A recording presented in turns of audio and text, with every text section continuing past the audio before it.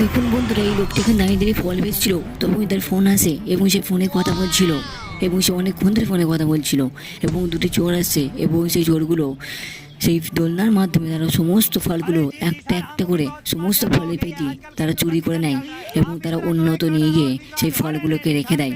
এবং তারই মধ্যে একটা চোর সেখানে দোলনার উপর শুয়ে পড়ে এবং সে তাকে বুঝতে দেয় না যে তারাই ফলটা চুরি করেছে এবং লোকটি ফল কিনতে আসে ছলনা করে। আসলে এরাই সেই চোর যারা ফলগুলো চুরি করেছিল এবং তাকে বলে, তোমরা আমার ফলগুলো নিয়েছো? সে বলে, না, আমি এখন এলাম, আমি নিইনি।